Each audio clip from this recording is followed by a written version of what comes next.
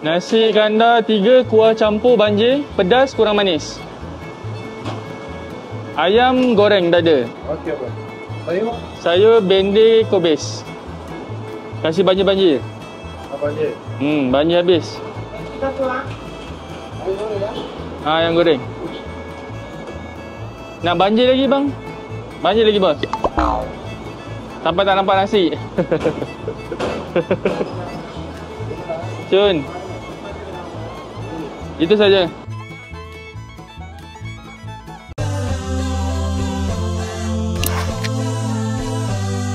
Hey guys, Assalamualaikum. Syedot di sini. Kasih terima satu kali. Syedot. Hari ini merupakan episod yang ke-28. Kita akan makan nasi kandar mana yang tersedap sekitar Lembah Kelang. Tak sangka dah 28 episod Episod seterusnya adalah kedai Yuti. Tak tahu pula aku Yuti sekarang ada kedai nasi kandar. Tak adalah, nama kedai sebenarnya kedai nasi kandar Sayat. Tambah I di belakang jadi Sayuti. Sayat, Sayati. Ya Allah, sedapnya bau dia. Cara bungkusan dia memang style orang lama-lama. Ya Allah, berat. Kau tahu tak, harga dia RM9.50. Murah. Ini adalah kedai kedua termurah dalam kebanyakan nasi kandar yang aku dah cuba selama 28 episod. Macam biasalah kita ambil ayam goreng. Tapi ini ayam goreng mamak tau. Ayam goreng yang dimasakkan dengan cili kering dan juga daun kari, kobis dan bende. Serius aku cakap, kedai ni berbaloi. Dari segi harga RM9.50. Paling-paling kedai lain semua jual RM11, RM12, RM13 tau. Menu yang sama, lauk yang sama. Tergaul dulu bagi sebati. Aku dah kecoh dengan bau dia punya kari ni. Bismillah.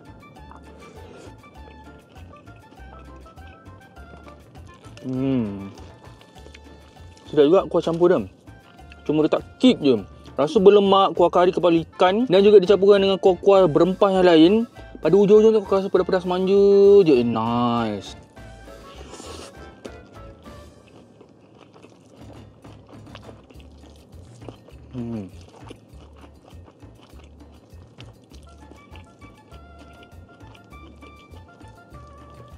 Bila kau dah makan sayang semua ni, dia punya vibe dia macam kau makan vibe kuah roti canai.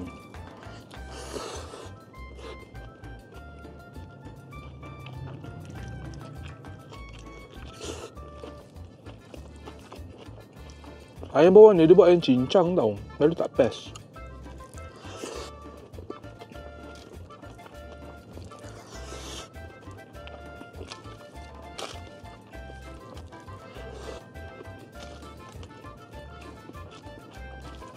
Dari segi banjir apa? Memang banjir.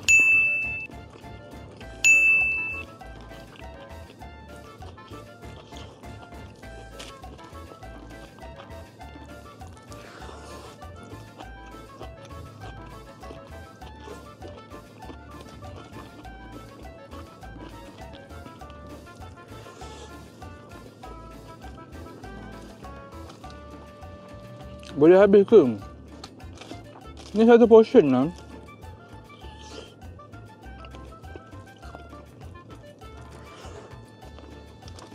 Dan ya guys, bila sampai sini saja. Kalau korang jauh aku makan nasi kandar untuk episod 28 ni. Kalau korang ada idea lagi untuk nasi kandar seterusnya, drop komen kat bawah, ok? Pedas lah.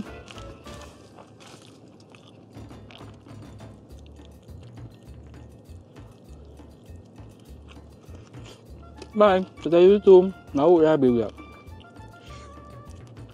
Bang, makan tangan kanan. Kenapa nak kena makan tangan kanan? Tangan kiri dah bagus dekat dengan diri yang syaitan.